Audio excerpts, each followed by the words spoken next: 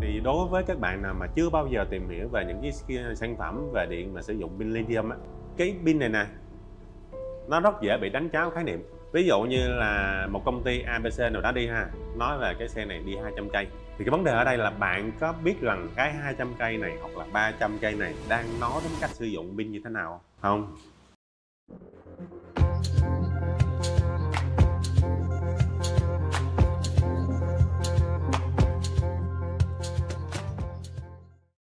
Hello bạn, mình là Phú của kênh Blue Energy ha. Thì hôm nay sẽ là một clip nó khá là đặc biệt, nó khác rất là nhiều so với những clip gần đây. Thì gần đây là mình thấy là Blue Energy mình nó đang đi chệch hướng so với cái ý tưởng ban đầu. Thực ra ý tưởng ban đầu của mình là mình sẽ chia sẻ là niềm đam mê của mình. Thì i3 là một cái niềm đam mê bất tận của mình. Thì gần đây nó thiên hướng là cái chuyện mà kinh doanh nhiều quá. Thì hôm nay mình sẽ làm một clip chia sẻ cho cộng đồng cách mà đã lựa được một chiếc e-bike tốt, phù hợp với nhu cầu và phù hợp với tài chính. Thì tất nhiên để mà trước khi mình phân tích về việc mà mua một chiếc e-bike như thế nào cho phù hợp với tất cả cái tiêu đề mình đưa ra, nhu cầu nè, tài chính và mục đích sử dụng ấy, thì mình còn phải hiểu e-bike là gì. Thì đối với Blue Energy á, khái niệm về e-bike nó có rất là nhiều nghĩa.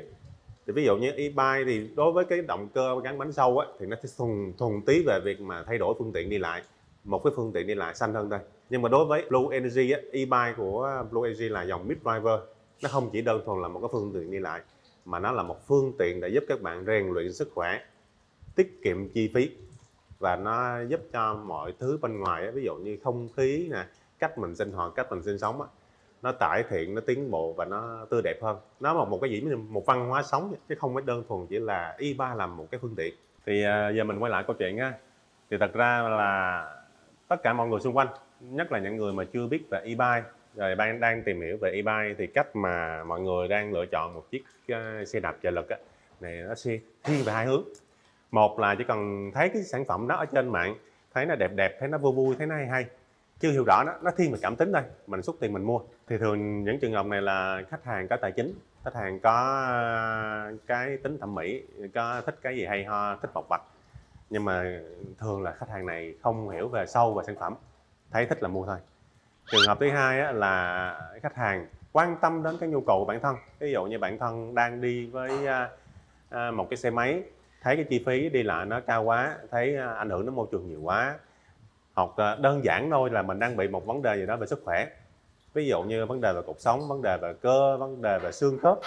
Bởi vì ví dụ như mình đang đau đầu gối đi, bác sĩ kêu với mình một câu là em đang bị đầu gối, em không nên tập nặng về đầu gối, nhưng em phải tập, không được tập nặng thôi. Có nghĩa là cái việc mà tập sử dụng cái cơ đó và sử dụng nặng là khác nhau. Đó chính là nguyên nhân tại sao mà chúng ta sẽ phải tìm đến một giải pháp nào đó giúp chúng ta vẫn luyện tập cơ đó nhưng không được nặng. Chính vì đó nên mình xuất hiện cái sản phẩm là e-bike, electric bike. Mục đích của sản phẩm electric bike đó là giảm thiểu cái gánh nặng lên cơ bắp mà vẫn đi được quãng đường. Thì clip này mục đích Blue Energy làm lên là phục vụ vào nhóm khách hàng thứ hai, bởi vì Blue Energy khuyến khích những khách hàng nào mua sản phẩm nên tìm hiểu kỹ về sản phẩm. Blue Energy không khuyến khích khách hàng mua theo cảm tính. Và mục đích của Blue Energy dựng lên là để chia sẻ niềm đam mê và chia sẻ những kiến thức về e-bike. Bây giờ mình sẽ vào chủ đề chính ha. Để mua được một cái sản phẩm cái gì đi nữa, bạn có mua iPhone đi nữa, bạn có mua xe máy đi nữa, bạn có mua ô tô hay bạn có mua tàu vũ trụ đi nữa, thì cái điều đầu tiên mà chắc chắn là ai cũng sẽ phải làm đó là mình phải chuẩn bị kiến thức để mình biết được mình sẽ mua cái gì, tránh trường hợp mình mua lầm ha. Ví dụ như bạn mua ô tô đi thì bạn cũng mua ô tô cũ hay mua ô tô mới. Nếu mua ô tô mới thì là thương hiệu nào, động cơ nào, hay mua ô tô cũ thì nó còn ok bao nhiêu, rồi ô đã chạy bao nhiêu, rất là nhiều thứ Thì tự chung lại trước khi mua cái gì thường các bạn sẽ phải đầu tư về mặt kiến thức về sản phẩm đó. Thì đối với e-bike nó cũng không nằm ngoài cái phạm trù này ha. Khi bạn mua e-bike thì bạn sẽ phải tìm hiểu về con e-bike đó nó sử dụng động cơ nào. Thì hiện tại mà trên thế giới người ta đang làm e-bike ở hai dạng là chính. Một đó là dạng sử dụng công nghệ mid driver. Mid driver nói chung thì sẽ chia thành rất là nhiều cung bậc về mức giá, hiệu năng và công nghệ ha. Còn đối với hub thì nó đã tồn tại nó rất là lâu rồi, và nó sử dụng công nghệ, nó cũng có công nghệ tiên tiến, nó cũng thay đổi theo thời gian, nhưng mà mức độ thay đổi theo thời gian nó không được cập nhật nhiều giống như là mid nữa, bởi vì nó có những cái khuyết điểm. Ví dụ những cái khuyết điểm này là khuyết điểm cố hữu. Ví dụ như khuyết điểm về chi tiết thì người ta sẽ nâng cấp cải tiến dần dần để cho nó hiện hữu ok hơn, càng lúc càng bền hơn, càng lúc càng xịn hơn, càng lúc càng công nghệ cao hơn. nhưng có những cái khuyết điểm mà thuộc dạng cố hữu không thể thay đổi, bởi vì nó thuộc về mặt vật lý, mặt vật lý học, thì cứ mãi mãi nó sẽ bị những cái khuyết điểm đó không thay đổi được. Ở đây đại diện trên bàn chúng ta sẽ có hai cái đại diện chính của mid-driver, bên này là ba phan. Bên đây là mình chỉ đưa đại diện thôi, mình không nói ba phan để thay mặt hết tất cả mid-driver, bởi vì ba phan vẫn không phải là một thương hiệu đình đám đỉnh nhất của mid-driver. Và đây là một cái động cơ húp quay trục sâu, và đây là một con IC đi kèm với cái động cơ này. Thì về cảm quan nha, và về cảm quan các bạn có thể nhìn thấy rõ ràng là cái nào đẹp hơn này ha, cái độ chi tiết, độ hoàn thiện và cái độ tinh gọn này. Đây là một cái con động cơ 1000W ha, mình đưa đại diện đây là 1000W để cho các bạn sẽ thấy được cái sự khác biệt. Đây là một con động cơ 1000W, đây là một động cơ chỉ có 350W thôi. Về cái mặt thể tích mà con 1000W nó đổ vào nước á, để mình đo được cái thể tích á, thì con 1000W cũng tiết kiệm hơn cả con này, bởi vì con này là có thể sử dụng được rồi, gắn cái đĩa lên là xong. Còn con này nếu mà sử dụng á, là phải gắn thêm căm, thêm vành á, tăng cái trọng lượng và tăng cái thể tích lên rất là nhiều. Cái thứ hai, bạn thấy không, con này con IC nằm tích hợp bên trong, tất cả những dây này là đã có bao gồm IC, chỉ cần gắn ra bên ngoài, gắn về hệ thống điều khiển là sẽ được. Còn con này IC nằm đây nè, và nó nằm rời, là bạn phải tính toán thêm được cái việc là mình sẽ gắn IC ở đâu, cái tính thẩm mỹ của xe mình như thế nào, nó có bị ảnh hưởng nhiều không, mình có phải DIY thêm cái này thêm cái kia để cho nó tăng cái tính thẩm mỹ lên hay không. Còn cái vấn đề duy nhất của con này đó là mình có gắn được cái xe hay không đây. Còn cái độ thẩm mỹ, độ gọn gàng có hết rồi. Rồi tiếp tục vấn đề và hiệu năng nha, cùng là một vấn đề, cùng là một công suất. Thì bây giờ mình lấy đại diện là con này đi, cùng là 750, con này cũng là 750 đi, hai cái cùng công suất, cùng mức pin, thì về cơ bản á, là con động cơ mid-driver nó sẽ đi xa hơn từ 100% đến 120%, có nghĩa là gấp đôi á. Nguyên nhân là sao? Nguyên nhân là bạn thấy ha, thì đây là một cái trục mid nè, đây là một cái trục mid và nó có một cái đĩa ở đây, động cơ sẽ quay này và quay đĩa, từ cái đĩa sẽ truyền động ra sên, từ sên sẽ truyền động ra cho bộ rốp set. Thì mô hình chung ở đây là bạn sẽ có thể thay đổi cái mức tỷ số truyền động ha, tỷ số truyền động sẽ được thay đổi và có thể bạn sẽ leo dốc tốt hơn, hoặc là bạn sẽ đi với vận tốc nhanh hơn, được hết ha, hai sự lựa chọn đều thay đổi được. Còn đây động cơ húp, đây chính là cái trục động cơ luôn nè, đây chính là trục động cơ, và khi chúng ta bơm điện từ con IC vào trong cái động cơ thì động cơ sẽ quay ngay tại trục. Về cơ bản cái việc đạp của mình á, việc đạp của chúng ta sẽ không có tác động gì nhiều so với cái việc mà thay đổi tốc độ của động cơ hết, bởi vì đây là chính là cái con quay nè, con quay của cái bộ húp set, đây là con quay vặn. Thì bạn hình dung đi, một cái động cơ thì không thể nào mà tốc độ quay của động cơ mà thấp hơn tốc độ của người, bởi vì tốc độ của con người đạp hết công suất luôn á, nó sẽ rơi vào nửa ngựa, là 250W hoặc là 350W gì đó. Còn con này là tính luôn 750W mà quy ra ngựa là nó là một horsepower, một sức ngựa. Thì làm sao một sức của nửa ngựa là bằng một ngựa được, đúng không? Thì về cơ bản là việc mình đạp nó không liên quan gì đến động cơ, nó chỉ giúp thêm một tí nào đó vào việc mà leo dốc này nọ thôi, nó không thay đổi được số truyền động, bởi vì này nó truyền trực tiếp từ trục rồi. Đã cái gì truyền trực tiếp có nghĩa là không thể thay đổi cái tỷ số, còn này truyền động gián tiếp thay đổi được tỷ số. Rồi cái đó là về mặt vật lý. Bây giờ về mặt giá tiền ha, một con mid-driver này giá trị nó thường là gấp 3 đến gấp 4 lần, tùy theo công nghệ, tùy theo hãng, tùy theo mọi thứ. Đây chính là cái điểm khiến cho cái động cơ mid-driver nó kén người chơi. Nó không phải là kén người chơi mà nó lựa chọn cái tệp khách hàng người chơi á, phân khúc cao hơn một tí. Còn húp thì sao? Húp là công nghệ cũ, một cái sản phẩm mà xuất hiện cách đây 20-30 năm, nhiều khi cái người ngày đầu tiên mà làm ra động cơ này nó hơn cả cái tuổi mình á, và tiền thân của này nó còn cái nhiều khi gấp đôi với tuổi mình. Một công nghệ nó quá cũ, một công nghệ nó mới phát triển gần đây, thì tất nhiên giá nó phải rẻ hơn rồi. Không thể nào hàng cũ mà mắc hơn nên thì ai sẽ mua cái này. Đó là sự khác biệt. Cái khả năng tiếp cận của tập khách hàng nó cũng khác.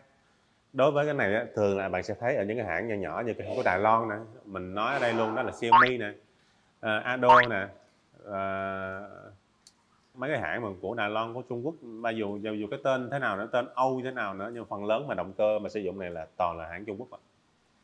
Thì mục đích ở đây là làm gì? Khi mà những hãng lớn làm về mid-driver như Bosch nè, như Shimano nè, như Ewi nè, thì làm những con động cơ mid-driver cho những sản phẩm từ 2.000-3.000 đô trở lên, thì cái phân khúc dưới 2.000 đô thì nó ít hãng, hoặc là những hãng đó bỏ lơ luôn. Thì đó là những mảnh đất màu mỡ cho những hãng nhỏ bán những phân khúc thấp. Thì đó là nguyên nhân tại sao mà những cái hãng nhỏ đó chuyên vào này, mình rất ít thấy những hãng nào mà làm cái này. Nhưng các bạn tin mình đi, theo thời gian thôi thì những hãng nhỏ cũng buộc phải đi theo những hãng lớn làm về mid-driver. Bởi vì khi mà bạn đã trải nghiệm qua mid-driver chỉ cần một lần trong đời thôi là bạn sẽ chuyển qua hãng mid-driver luôn, bạn sẽ không muốn sử dụng động cơ mà hub nữa, bởi những cái ưu điểm mà mid nó mang lại. Cái kiến thức đầu tiên là kiến thức về mặt vật lý ha. Cái kiến thức thứ hai mà mình cần biết để mình lựa chọn cho một sản phẩm đúng đó là cái mặt công nghệ. Hiện tại về mặt công nghệ về xe trợ lực á, thì nó sẽ chia thành 2 loại công nghệ khác nhau. Và 2 loại công nghệ này á, nó khá là đặc biệt. Có một loại công nghệ sẽ nằm ở cả hai, và có một loại công nghệ chỉ nằm ở trên một loại động cơ thôi. Thì đó là công nghệ là cadence sensor và torque wedge sensor. Thì cái loại mà cadence sensor á, là một loại công nghệ cũ. Công nghệ nó được xây dựng cách nay 10 mấy 20 năm rồi, mà con số chính xác phải không biết ha. Có những cái công nghệ nó đại trà và nó không có tính bản quyền á, nó được chia sẻ rộng rãi cho những hãng nhỏ và nó hầu như không biết được ai là người tạo ra công nghệ đó đầu tiên luôn, nên nó được sử dụng free, và đã sử dụng free thì hãng nào cũng dùng hết. Thì đó là công nghệ cadence sensor. Rồi, nhưng mà cadence sensor nó có những cái đặc điểm mà nó khiến cho cảm giác đạp, khiến cho cảm giác sử dụng á, nó không được tối ưu. Chính vì vậy mà hầu như cái cụm châu Âu á, cái cụm châu Âu với châu Mỹ luôn, thì người ta không khuyến khích sử dụng cadence sensor. Cái việc mà không khuyến khích và việc mà cho phép sử dụng là hai cái khác nhau. Họ vẫn cho bạn nhập qua bạn sử dụng, nhưng mà khi mà một hãng của họ mà sản xuất á, hướng người dùng, hướng cả nhà sản xuất làm về những công nghệ cao hơn, tốt hơn, ổn định hơn và bảo vệ môi trường hơn, tiết kiệm hơn. Thì sau này nó có một công nghệ đó là công nghệ torque wedge sensor. Thì tùy vào mỗi hãng, thì có hãng sẽ đặt tên riêng cho công nghệ torque wedge sensor của mình, thêm một cái tên riêng khác, nhưng mà về cơ bản nó vẫn là torque wedge sensor. Ví dụ Shimano đi, Shimano thay vì gọi là torque wedge sensor thì không, người gọi là step. Rồi Bosch đi không phải là cái torque wedge sensor nó mà gọi là arc system sensor. Thì mỗi cái thì nó sẽ đặt một tên khác nhau cho một cái tệp khách hàng khác nhau, mục đích là người ta hoa mỹ hơn về công nghệ đó cho hãng của họ. Nhưng mà bây giờ mình sẽ quay lại vấn đề chính nè, tại sao cái sự khác biệt này? Cái công nghệ thì cái công nghệ cadence sensor mình sẽ luôn làm rõ luôn ha. Công nghệ cadence sensor nó chỉ đơn giản là nó xoay cái vòng bi xung quanh cái 500, rồi có một cảm biến nhận cái 500 đó, nó đếm được đủ bao nhiêu cái 500 đó nó sẽ bắn điện. Thì cái việc này bắn điện dựa trên cái vòng quay này nè, nó sẽ không kiểm soát được đúng cái lực đạp của mình, nó kiểm soát được đúng cái lượng điện cho phù hợp. Có nghĩa là không có một cảm biến gì ở đây hết, nó chỉ đơn giản là nó đo thôi. Nó không có một cái IC thông minh, không có kiểm tra trọng lượng, không có kiểm tra lực đạp hay bất cứ cái gì hết, nó chỉ đơn giản làm vòng quay. Nó cũng gọi là cảm biến, như cảm biến vòng quay thôi, đơn giản lắm. Thì cái này nó sẽ bơm điện rất là hỗn, có nghĩa là mình chọn mức trợ lực bao nhiêu là nó bơm đầy cái mức trợ lực đó luôn. Có nghĩa là trợ lực 1, 2, 3, 4, 5. Bình thường những cái công nghệ cao cấp thì nó sẽ chia nhỏ ra theo đúng lực đạp, còn này không, bạn chọn một là mỗi lần tôi bơm điện là bơm điện đúng cái mức 1, chọn mức 2 bơm điện đúng mức 2. Thành ra mà cảm giác mà lên trên xe nó khá là hỗn, khá là khó chịu và nó khá là nguy hiểm đối với những người sử dụng lần đầu tiên. Thì cái vấn đề này sẽ được giải quyết khi bạn đã quen xe ha. Cái gì vậy, bạn chạy xe lần đầu tiên mình sẽ cảm giác nó hơi ngợp, nó hơi lạ, nó hơi khó chịu. Nhưng mà khi mà mình đã là xe, mình bỏ tiền ra và mình muốn sử dụng thì tất nhiên là bạn sẽ quen đây. Nhưng mà sẽ có một cái công nghệ nó thân thiện hơn, thân thiện với người dùng hơn. Bạn dùng ngay cái lần đầu tiên là bạn sẽ thích và bạn sẽ quen. Đó là công nghệ torque wedge sensor. Thì công nghệ torque wedge sensor nó có cái gì mà mình khác như vậy? Thì công nghệ torque wedge sensor là nó có rất nhiều cảm biến, chứ không phải một mà rất nhiều cảm biến. Nó vừa có vòng quay của con cadence sensor, nó vừa có cảm biến lực, rồi nó có cảm biến độ nghiêng nữa. Càng công nghệ cao của những hãng khác nhau thì nó sẽ có thêm những cái cảm biến khác nhau. Ví dụ như cảm biến của hàng Ba Phan đây, Ba Phan nó có một cái cảm biến vòng quay cơ bản, rồi nó có cảm biến thêm cái lực đạp theo cái trọng lượng đạp nữa. Rồi nhưng mà chưa hết nha, thằng Shimano thì có gì? Thì đối với Shimano nó có thêm cảm biến góc nghiêng, nhưng mà còn hãng khác thì sao? Ví dụ như hàng đỉnh của đỉnh hiện giờ đó là gì? Đó là hàng Bosch. Và dưới Bosch nữa nó có một hãng mới ra lò luôn, mới xuất hiện gần đây thôi, 2-3 năm gần đây thôi, đó là Ewi. Thì đối với những cái hãng đó nó có công nghệ đó là công nghệ AI đó. Tin nổi không bạn? Xe đạp có công nghệ AI, tự học những cái cảm giác của mình đạp. Ví dụ mình đạp thế này, hôm nay thế này, hôm sau mình đạp thế khác, nhưng mà nó vẫn biết là mình hôm nay có nhu cầu gì. Nó có kết nối với điện thoại, nó kết nối với mạng toàn cầu. Nó biết là hôm nay trời mưa như thế này bạn sẽ đập như thế này, nhưng mà hôm sau trời nắng sẽ bạn khác, nó tự tin chỉnh theo luôn. Càng lúc công nghệ nó càng đặc biệt, nó càng thú vị, nó càng có nhiều cái nó mở rộng ra mà ngày trước mình không bao giờ mình tưởng tượng được. Đó là chính nguyên nhân tại sao mà càng lúc eBay nó càng thịnh hành. Ngoài cái việc thịnh hành ra, nó mang những công nghệ đưa vào đời sống mà mình không tưởng tượng nữa đâu. Ví dụ như ngày xưa bao giờ mình tưởng tượng được là một cái chiếc xe đạp e-bike ha, ngoài cái việc đơn giản là nó phụ mình đạp, hôm nay nó còn thông minh, nó còn chỉ đường cho mình, nó biết khi nào bạn cần phải cua trái cua phải, đi đoạn đường nào để không bị kẹt xe, hoặc là khúc trước đang bị ngập đường kêu bạn đi ngõ khác. Không cần thông minh nha, nó không cần một cái điện thoại đính kèm nha, thông minh ở đó không cần một điện thoại đính kèm. Càng lúc công nghệ nó càng hiện đại, và đó là bạn phải chi thêm nhiều tiền. Đó là nguyên nhân tại sao những hãng lớn như Bosch, Shimano hay là Iwi giá nó rất là cao. Những con xe của nó hàng đụng đỉnh top của nó ha, nếu mà mang về Việt Nam cái giá đến 400, 500 triệu, 600 triệu. Có những xe mà limited edition làm một phiên bản duy nhất lên đến cả tỷ. Kiến thức và động cơ thì nó có bên trong và bên ngoài. Thì bây giờ bỏ qua phần động cơ thì chúng ta còn cái gì để hình thành một con e-bike nữa mà cũng cần phải có kiến thức. Đó là gì? Đó là cục pin. Pin xe e-bike thì nó sẽ chia thành hai loại, nhưng về cơ bản nó là một, nó không có sự khác biệt nhiều về công nghệ. Bởi vì pin nó là pin đây, thì pin sẽ làm hai loại, đó là loại âm bên trong và loại lộ ra bên ngoài. Nó thiên về hai kiểu là mình sẽ DIY hoặc là mình mua xe original của hãng. Nó sẽ khác biệt nhau ở mỗi cái chỗ đó thôi, không có gì.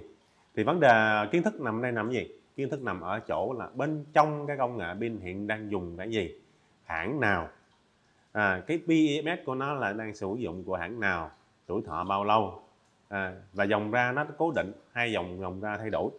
Thì đối với các bạn nào mà chưa bao giờ tìm hiểu về những cái sản phẩm về điện mà sử dụng pin lithium á, thì khi mà gặp vấn đề các bạn sẽ không biết cách xử lý như thế nào và xử lý sao cho nó phù hợp, và nhiều khi là bạn còn bị mua lầm đó. Bởi vì cái pin này nè, nó rất dễ bị đánh tráo khái niệm. Ví dụ như là một công ty ABC nào đó đi ha, nói là cái xe này đi 200 cây hay 300 cây, thì cái vấn đề ở đây là bạn có biết rằng cái 200 cây này hoặc là 300 cây này đang nói đến cách sử dụng pin như thế nào không? Nhưng họ vẫn sử dụng con số đó để đi sao? Để marketing, để bán được hàng. Nhưng bạn lấy con số đó bạn ướm vào cái cuộc sống hàng ngày của bạn, bạn sử dụng hàng ngày á, báo đã là bạn sẽ có một sự hụt hẫng, và đôi khi cái đó nó mang đến một cảm xúc tiêu cực khiến bạn không muốn sử dụng cái xe luôn. Thì cái này mình cần phải có kiến thức, đúng không? Mình cần phải có kiến thức để bạn hiểu đúng về những cái thông số này, bạn biết là nó đang đúng cái gì và nó đang làm lố cái gì, bạn lựa chọn. Pin lithium nè, về cơ bản nó là một chuỗi những cell kết hợp lại với nhau thành một khối pin tổng thể, và một khối pin này không thể nào mà sử dụng được ngay, mà cần có một cái mạch BMS nó quản lý dòng để bảo vệ dòng và đưa ra công suất tổng ra ngoài cho động cơ sử dụng. Thì để một sản phẩm mà nó bền á, là pin bên trong cũng phải là pin bền, mà pin bên trong pin bền bạn đừng bao giờ sử dụng đồ Trung Quốc, chắc luôn. Bởi vì sao? Đồ Trung Quốc hiện tại, Trung Quốc là một cái nôi của tất cả thứ đồ, và pin nó cũng phần lớn cũng làm pin Trung Quốc. Nhưng pin mà Trung Quốc làm ra rồi đóng màng của Panasonic, đóng màng của Sanyo, đóng màng của kia, và được cái hãng đó, hãng chủ quản á, chịu trách nhiệm, thì nó sẽ khác với đồ Trung Quốc mà làm ra cho đồ Trung Quốc. Thì tất nhiên Trung Quốc cũng có đít, cũng có đắt, cũng có Trung Quốc trung ương, và có những Trung Quốc mà xuất khẩu ngay biên. Thì Trung Quốc xuất khẩu ngay biên thì bạn đừng nên mua nha. Thì đó, bạn nên mua đúng hãng, đúng đồ. Để làm gì? Trong pin nó có hai cái khái niệm, thật ra là ba khái niệm, đó là số volt, cường độ với lại ôm. Thì ba cái khái niệm này quan trọng nhất chính là cái ôm nha. Cái ôm của pin lithium nó quyết định về cái tuổi thọ pin, nó quyết định về cái việc mà rủi ro có thể phát sinh do pin. Đối với một hãng mà làm pin mà khi mà xuất ra khỏi xưởng thì cái ôm của nó tối đa là 0,1 đến 0,2 mA.